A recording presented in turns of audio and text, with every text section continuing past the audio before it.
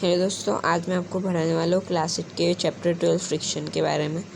आज फ्रिक्शन पढ़ने वाले हैं, तो हम स्टार्ट करते हैं। Force of friction. Friction is a force that comes into play when two surface come in contact with each other. यानी जब दो सरफेस कांटेक्ट में रहते हैं तभी ये फोर्स अप्लाई होता है। हमने फोर्स में इसके बारे में कुछ पढ़ा था। तो यहाँ पर ये सरफेस है, और ये बॉक्स का सरफेस है। यहाँ ये मैं कलर चेंज करके बताता हूँ आपको।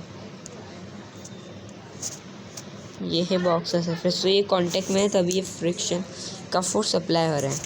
ये फोर्स यहाँ पर ये बंदा लगा रहा है और ये फ्रिक्शन इसके अपोजिट में है।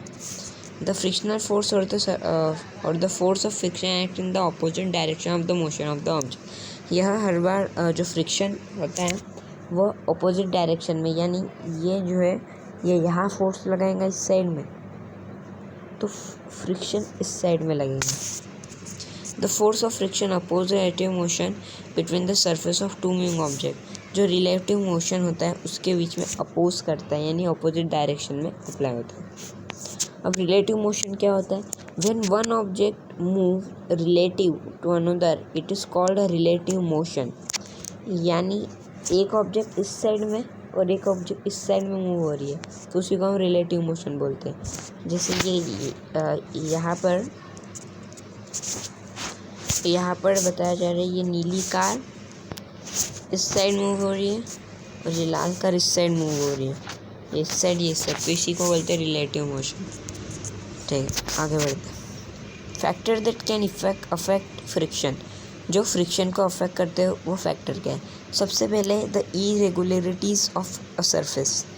If we move an object which has an irregular or rough surface on another surface which is also irregular, the force of friction will be high in this case and the movement of the object would be restricted. यानी यहाँ पर हमने यहाँ पर ये surface है और यहाँ पर ये बॉक्स की सरफेस है, ये बॉक्स की सरफेस है और ये इसकी सरफेस, तो ये इरेगुलर है ना। तो यहाँ पर क्या होगा? यहाँ पर ये सरफेस इरेगुलर, यहाँ पे ये सरफेस इरेगुलर, तो दोनों आपस में मिल जाएंगे और हम जब यहाँ पर फोर्स इस साइड लगाएंगे तो ये जो ज़मीन है, सरफेस है, ये फ्रिक्शन फोर्स अप्लाई करेंगे यहाँ अपोजिट डायरेक्शन में। इस केस में हाई होगा। और अगर हम यहाँ पर ये सरफेस अगर प्लेन है, ठीक है, ये सरफेस प्लेन है और ये जो बॉक्स है ये भी प्लेन है, तो फिर क्या होगा? फ्रिक्शन नहीं होगा। ठीक है, आगे बढ़ते हैं। The regularity of a surface चलिए तो आगे बढ़ते हैं। The regularity of a surface और smoothness. If the surface of either the object or are smooth, the force of friction would be less and the object would move easily over the surface. मैंने आपको अभी जो बताया वही है। यहाँ पर सरफेस प्लेन, यहाँ बॉक्स प्लेन, यानी फ्रिक्शन बहुत कम या फिर ना के बराबर friction. Even smooth surface have a certain irregularities.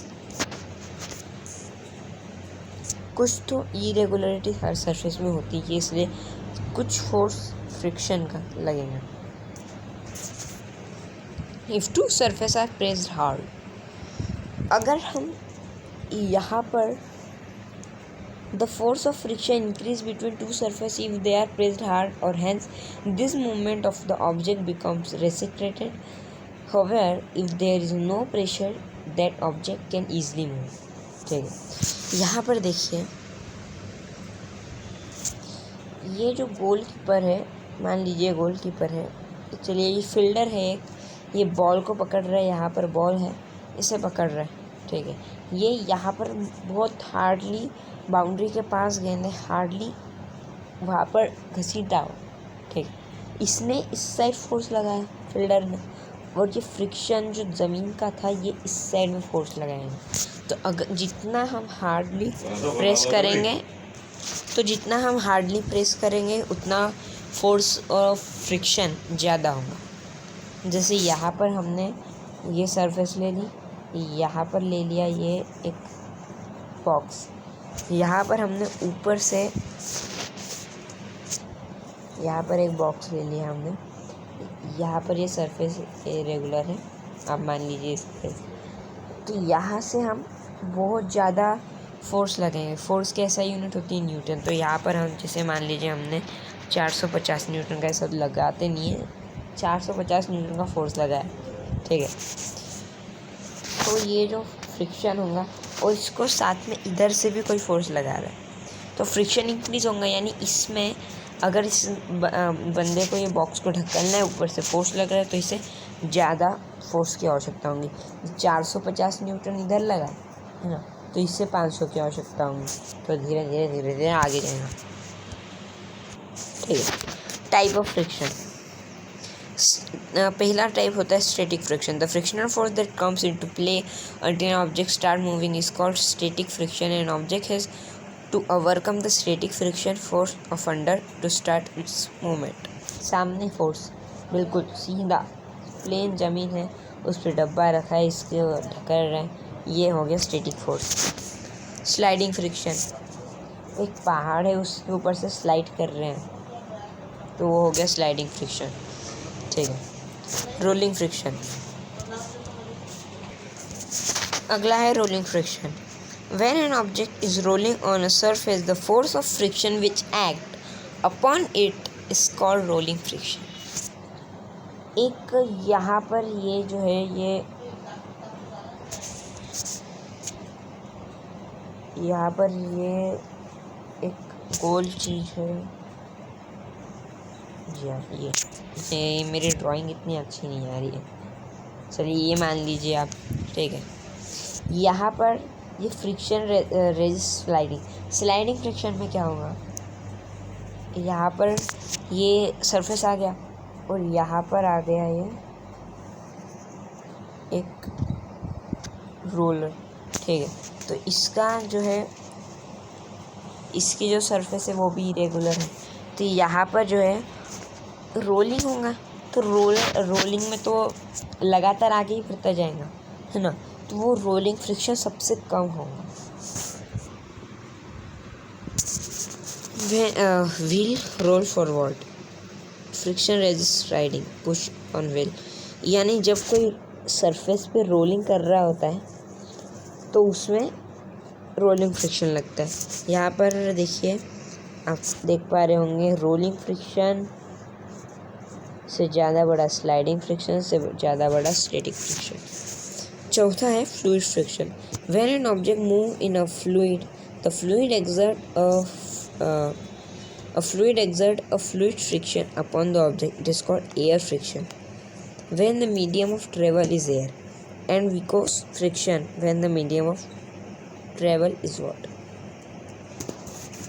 Fluid friction एक चौथा फ्रिक्शन है, यानी कोई भी जब ऑब्जेक्ट फ्लूइड पे चलता है तो उसमें भी फ्रिक्शन का फोर्स अप्लाई होता है। ये एयर फ्रिक्शन तब कहलाता है when the medium of travel is air, यानी हम हवा में घूम रहे, पक्षी में होता है, एरोप्लेन में होता है, ठीक। और जब पानी में होता है जैसे मछली, फिश, तो उसको हम विस्कोस फ्रिक्शन बोलते हैं। आगे बढ़ते हैं। Advantage of frictional force. Frictional force is necessary for various purposes in our daily life, such as it allows us to walk on the surface. यानी अगर फ्रिक्शन फोर्स नहीं होता तो हम सरफेस पे चल भी नहीं सकते, स्लाइड कर जाते, फिसल जाते, लग जाते, चोट लग जाती। It allows us to write with a pen on a surface और a paper. पेपर पे भी हम लिख सकते हैं सिर्फ फ्रिक्शन की वजह से। It allows us to fix a nail in the wall. Wall में हम फ्रिक्शन की मौजूदगी में ही लगा सकते ही खिया। A moving object would never be able to come to the state of rest without a friction. Moving object friction के बिना रेस्ट पे कभी नहीं आ सकता। It would not be possible to drive any automobile हम चला ही नहीं सकते कोई भी ऑटोमोबाइल को सड़क पे। It would not be possible to construct any building को भी हम खड़ी नहीं कर सकते। डिसएडवांटेज होते हैं frictional force result in the wear and tear of objects such as the moving part of a machine, the tyre of vehicle, sole of the shoes. यानी इससे चीज़ें ख़राब भी होती है, फ्रिक्शन ज़्यादा होगा, चीज़ें ख़राब होती जाएंगी, टुकड़े टुकड़े गिरते रहेंगे। जैसे ये जूतों के साथ होता है, मशीन के पार्ट के साथ, टायर ऑफ व्हीकल के साथ। It also result in the production of heat भी प्रोड्यूस होती है उससे। In the case of machine the production of heat lead to wastage of energy की वेस्टेज होती है। The frictional force also lead to a decrease in the speed of a moving object और some time stop it. Speed को कम करता है moving object.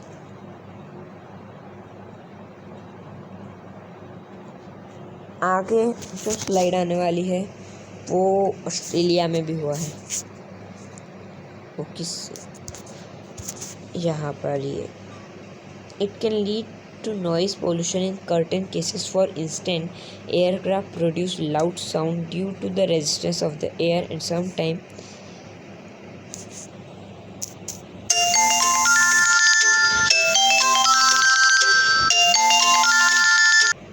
Sorry दोस्तों, किसी का फ़ोन आ गया था तो आगे बढ़ते हैं। It can lead to noise pollution होता है, जंगल में आग लग जाती है फ्रिक्शन के द्वारा। हाउ कैन वी रिड्यूस और इंक्रीज फ्रिक्शन, ये हम पढ़ेंगे फ्रिक्शन के अगले पार्ट में। तो अभी तक के लिए इतना ही। अब THANKS थैंक्स। और अगर वीडियो पसंद आया होगा तो लाइक कीजिए और हमारे चैनल को सब्सक्राइब कर लीजिए ऐसी मोर साइंस के वीडियो पाने के लिए। Thank you.